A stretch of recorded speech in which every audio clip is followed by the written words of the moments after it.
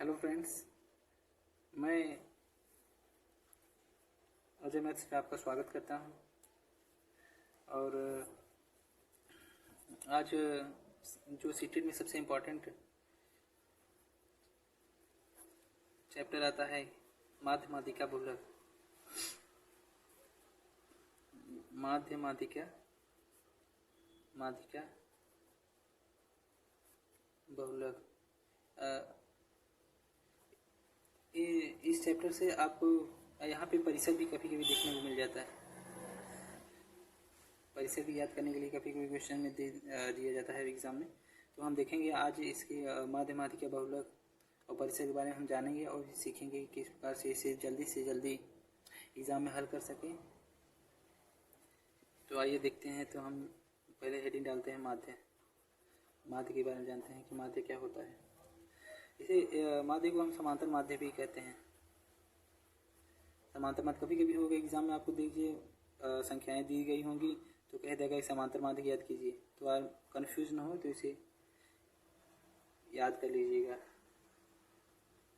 English में इसे mean कहते हैं। ओके, तो मान लीजिए कोई क्वेश्चन दिया है और इसका फार्मूला होता है माध्य बराबर टोटल सम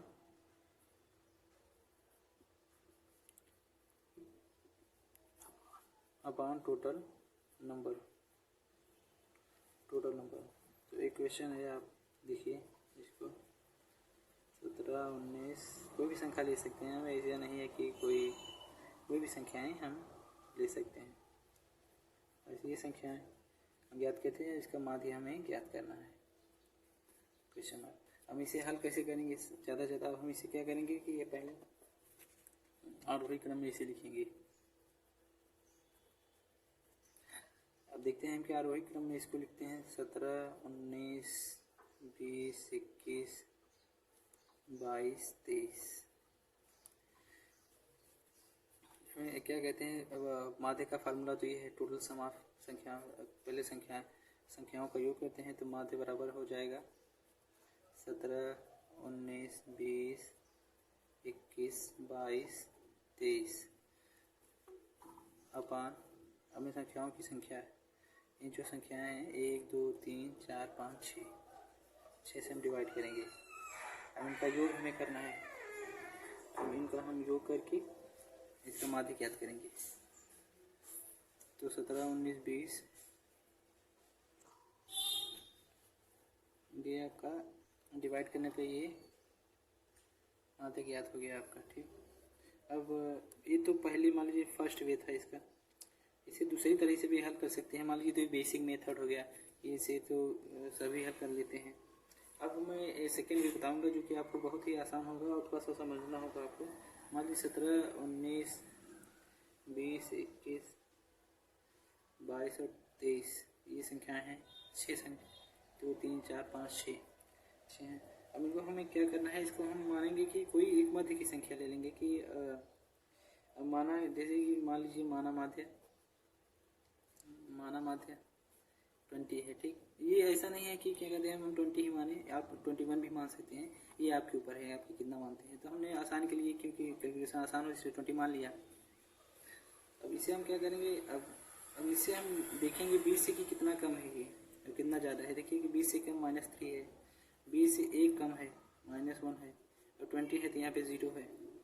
ठीक है, अब इसे 21 में से 20 अंतर देखेंगे तो ज़्यादा है ना, तो +1 है ना। अब 20 से कितना है? +2 है। अब 20 कितना है? +3 है। अब इन संख्याओं को अब देखते हैं कि यहाँ पे ये डिवाइड कर देंगे। अब बचा कितना? 1 से 1 बचा 2, और संख्याएं कितनी हैं? 6। तो 2 में 6 का बाद देंगे, कितना होगा? 0. कितना? 3 आएगा ना, 1/3 होगा ना, 3 आएगा ना। तो अगर हम अब यही हम करेंगे 20, अगर 3 आएगा रिकरिंग में है तो इसे हम क्या लिखते हैं? 20।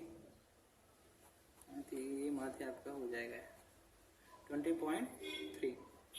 ये आपको मान लीजिए इसमें आपका कम टाइम लगेगा, सबसे कम टाइम इसमें ही आपका लगेगा। एक क्वेश्चन और कर लेते हैं, अगर आप देखते हैं तो क्वेश्चन नंबर 2 हल करके देखते हैं। जैसे कि अभी तो छोटी संख्या ली आपको सिखाने के लिए, अब हम बड़ी संख्या लेते हैं। जैसे मान लीजिए 96, 92, 87, 89, 91, ये बड़ी बड़ी संख्या हमने रेट की। अब से हम कैसे हल करेंगे? 2 से हल कीजिएगा, सेकेंड नंबर से सेकेंड वे से हल कीजिएगा इसको। तो आप कैसे करेंगे इसको? अब माध्य मानिए, इसको क्या मानेंगे आप? मान लीजिए आप अब जैसे कि अब देखिए ये संख्या है कितने हैं, आप इसी मध्य में मान लीजिए आपका कि माध्य आपका 90 है। अपने से मान सकते हैं आप, जैसे 90 मैं इसलिए मान रहा हूँ कि जैसे कि सबके पास में भी है, अब ये इसका कैलकुलेशन ही आसान हो जाएगा। तो इसे देखिए 90 से कितना प्लस 6 है ना, 90 से कितना जाता है प्लस 2 है, और 90 से कितना जाता है, कम ही जाता है, कम है ना, तो हम क्या कहते हैं -3 हो जाएगा, कम है ना, और कितना है -1 हो जाएगा यहाँ पे, 90 से 1 कम है, ये हो जाएगा +1 हो जाएगा यहाँ पे। तो हम देखते हैं यहाँ पे ये कैंसिल हो जाएगा, और 3 से 3 अगर हटा देंगे तो यहाँ पे +3 हो जाएगा, मतलब कि हो जाएगा 5। यहाँ पे बच क्या रहा है, ये बच रहा है, ये बच रहा है, तो इसे जोड़ने पे क्या हो जाएगा 5 आ जाएगा, और संख्या 1 2 3 4 5 6 संख्या है, 6 कहाँ 5 ही आ रही है, सॉरी 3 से चला जाएगा यहाँ पे +6 हो जाएगा, कहाँ 3 2 5 हो गया, 5 हो गया, तो संख्या के लिए 1 2 3 4 5 ही तो 3 4 5 5 से कितना हुआ है, यहाँ पे आंसर 1 आया, तो यहाँ पे हम 1 जोड़ देंगे, यहाँ पे करिए 91 आपको माध्य हो जाएगा, 91 माध्य आपका निकल आया। तो ऐसे आप हल कर सकते हैं, इसको आसानी से धीरे धीरे हल कर सकते हैं। अब आप ये भी जान लीजिए कि माध्य कितने प्रकार का होता है। जैसे कि माध्य कितने प्रकार का होता है, तो माध्य क्या कहते हैं, कर सकते हैं कि 3 प्रकार का होता है। पहला हो गया समांतर माध्य, ये हो गया, दूसरा हो गया गुणोत्तर माध्य, और ये हरात्मक माध्य हो गया।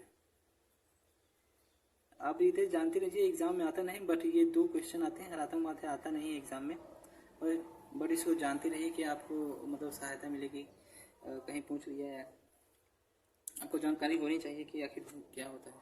जैसे कि समांतर माध्य में क्या होता है, जैसे ए और बी 2 संख्या हैं, तो इसे हम समांतर माध्य ज्ञात करने के लिए इन संख्याओं को जोड़ देते हैं, और ये जो इनको जोड़ना है, और जो कितने में है 1 और 2, कितनी संख्या है 1 है और 2 है, कितना 2 से भाग देना है हमको, ये समांतर माध्य ज्ञात है। अब गुणोत्तर माध्य में केस क्या होता है, अब गुणोत्तर माध्य में आपको बताएंगे कि क्या होता है।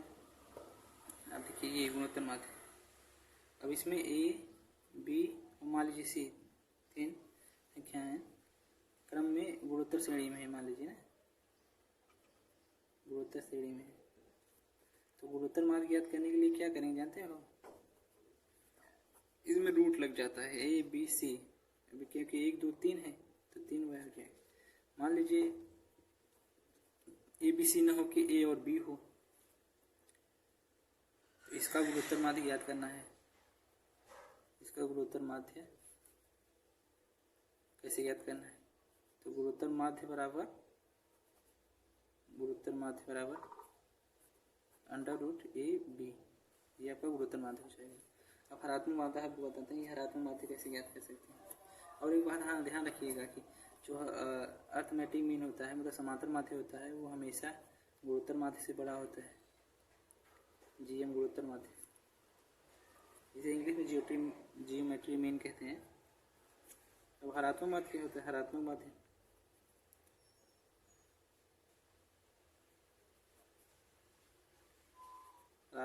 आप देख सकते हैं कि 1/a, क्योंकि हरात्मक माध्य क्या होता है कि हरों में संख्या, क्योंकि हरात्मक माध्य मतलब निकालना ऐसी संख्या नहीं दी गई जो कि हरात्मक क्रम में हो, हरात्मक श्रेणी में हो, तभी हरों में ऐसा है ना, क्योंकि a/b बटे के रूप में है ना, तो इसमें हर लिया जाता है ना, इसलिए इसका हरात्मक माध्य हम निकालेंगे।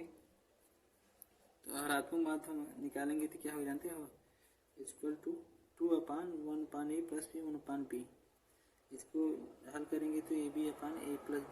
तो ये हरात्मक माध्य, इसे आप याद कर लीजिए, ऐसे आप जान भी लीजिए कि कैसे होता है। माध्य के बारे में जान चुके हैं हम लोग, और हम जानते हैं कि माध्यिका क्या होती है। तो हम यहाँ पे देखते हैं माध्यिका। माध्यिका हम जानेंगे, इसको इंग्लिश में मीडियन बोलते हैं। अब इसे हम हल कैसे करते हैं कि क्वेश्चन लेते हैं पहले एक आपको समझाने के लिए। 1, 5, 4, 7, 9, 2 ये संख्या हो गई, ठीक। अब क्या करेंगे, इसे हल करने के लिए हम पहले आरोही क्रम में या अवरोही क्रम में इसे लिखते हैं। तो हमें सबसे आसान पड़ता है कि आरोही क्रम में। आरोही क्रम होती है छोटे से बड़े की ओर। जैसे आरोही क्रम, आरोही क्रम, आरोही छोटे से बड़े की 1, 2, 4, 5, 7, 9 ये आरोही क्रम में हमने लिख दिया है। अब इसे हल कैसे करेंगे, इसे जल्दी से अब देखते हैं कि कितनी संख्याएं हैं। 1, 2, 3, 4, 5, 6। तो हम क्या करेंगे, आसान हमको क्या होता है जानते हैं, पीछे से हटाते, आगे भी हटाइए पीछे भी संख्या हटाइए, आगे भी हटाइए पीछे भी संख्या हटाइए। तो बचा कितना, 2 संख्याएं बची। अब इन 2 संख्याओं का क्या करते हैं, जोड़ के कहेंगे 2 संख्याएं बची हैं, इसे हम क्या करते हैं, इसे आधा कर देंगे जोड़कर। अब इसे निकाल लेंगे तो हमारे पास कितना आएगा, 4.5। ये आपका क्या हो गया, माध्यिका। तो देखा कितना आसान है, देखा ना कितना आसान है। ऐसे ही बहुत अब हल कर सकते हैं। जैसे कि अब क्वेश्चन 2 लेते हैं, आपको दूसरा क्वेश्चन आपके लिए लेते हैं। जैसे कि 5, 7, 11, 3, 8। पहले इसे डायरेक्ट क्या करेंगे, आरोही क्रम में लिखिए इसको। आरोही क्रम में लिखने के बाद लिखिए 3, 5, 7, 8, 11 हो गया ना। अब देखते हैं मैंने कहा कि क्या आपसे क्या कहा कि आगे से घटाइए पीछे से घटाइए। मतलब मैं कट कर रहा हूँ, आप ऐसे हल कर सकते हैं जल्दी जल्दी। आगे से हटाइए पीछे हटाइए, तो बचा कितना, 7। तो माध्यिका क्या हो जाएगा, आप जानते हैं ना, माध्यिका हो जाएगा 7। देखा ना कितना आसान है। तो एग्जाम में आएगा तो आप जल्दी से इसे हल कर लीजिएगा। माध्य सीख चुके, माध्यिका सीख चुके, अब बारी है बहुलक। बहुलक आपको सीखना है, बहुलक, इसे इंग्लिश में मोड कहते हैं। अब इसे सिखाने के लिए मुझे क्वेश्चन लेता हूँ। अब क्वेश्चन लेता हूँ मैं, जैसे हो गया 12, 13, 14, 12, 11, 13, 12, 16, 15। अब इसमें क्या देखना है हमको, देखिए कितनी संख्याएं हैं, 1, 2, 3, 4, 5, 6, 7, 8, 9 9 संख्याएं हैं। इसमें संख्याओं का कोई मतलब नहीं है। इसे हम देखेंगे कि कौन सी संख्या कितनी बार दोहराई गई है। जैसे कि हम यहाँ पे नोटिस करेंगे कि जो 12 है वो सबसे ज़्यादा बार लिखा गया है यहाँ पे, तो इसका बहुलक 12 हो जाएगा, ठीक है। अब ऐसे ही आपको इसे हल करना होगा। ये सबसे आसान है बहुलक। आपको भी संख्या में जो भी जिसकी पुनरावृत्ति बार बार की गई हो और सबसे अधिक बार की हो वही बहुलक कहलाता है, ठीक है, जो बार बार आया हो, ठीक है। ये सबसे आसान था। अब आपको दिखाना है कि आपको बताना है कि परिसर ज्ञात करना, कि परिसर कैसे ज्ञात किया जाता है, क्योंकि एग्जाम में आता है परिसर ज्ञात करने के लिए। परिसर में इसका इंग्लिश होता है रेंज। ऐसे हाँ कैसे हल करेंगे, आपको क्वेश्चन आपको बताते हैं, क्वेश्चन से आपको प्रैक्टिस कराएंगे। क्वेश्चन से ही पहले देखिए 1, 5 ऐसे ले लेते हैं, 7, 8, 9, 11 ऐसे ही एट रैंडम कोई भी संख्या हम ले लेते हैं। अब देखते हैं कि परिसर इसमें कैसे निकालें। तो एक फार्मूला होता है, जैसे सबसे बड़ी संख्या इसमें कौन सी है, 11। अब सबसे छोटी संख्या इसमें 1। तो हम इसे एक फार्मूला भी पहले लिख देते हैं, उसके बाद इसी में रख के हम हल करेंगे। परिसर बराबर सबसे बड़ी संख्या माइनस सबसे छोटी संख्या। तो हम इसमें 11 रखते हैं, माइनस क्या सबसे छोटी संख्या इसमें क्या है, 1। तो आपका आंसर हो जाएगा 10। तो ये आपको परिसर ज्ञात हो गया। तो आपको कैसा लगा आप बताइएगा। हाँ, एक चीज़ भूल रहा हूँ मैं, एक फार्मूला होता है, क्या कहते हैं इसको, क्या कहते हैं, कभी कभी होता है कि आपका ये सबसे इम्पॉर्टेंट है, IMP स्पेलिंग देगा, ये सबसे इम्पॉर्टेंट फार्मूला है, क्योंकि एग्जाम में होता है क्या है कि ये आपसे पूछ लिया जाता है, तो कि आपको ये फार्मूला डायरेक्ट पूछ लिया जाएगा, इसे पंचांतर वगैरह करके कभी कभी देता है, डायरेक्ट फार्मूला ही पूछ लिया जाता है। तो बहुलक बराबर 3 माध्यिका 3 इंटू माध्यिका -2 माध्यिका। ये आप जरूर याद कर लीजिए ये क्वेश्चन, ये फार्मूला। कभी कभी होता है क्या है ना, अब ऐसे बहुलक क्या है, अब कैसे जैसे दे देगा तो 2 माध्य दे देगा। अब इसके बराबर क्या होगा, आपसे पूछ लिया जाएगा इससे बराबर क्या होगा, तो 3 माध्यिका माइनस बहुलक हो जाएगा। तो ऐसे ही क्वेश्चन आते रहते हैं एग्जाम में। तो कैसा लगा आपको अपना मेरा वीडियो, आप इसे बताइएगा कि कमेंट करके कि कैसा लगा वीडियो मेरा, और आपको समझ में आया कि नहीं समझ में आया, और जो भी गलतियाँ होंगी मुझे बताइएगा जिससे मैं उसे सुधार कर सकूँ। Okay, thank you.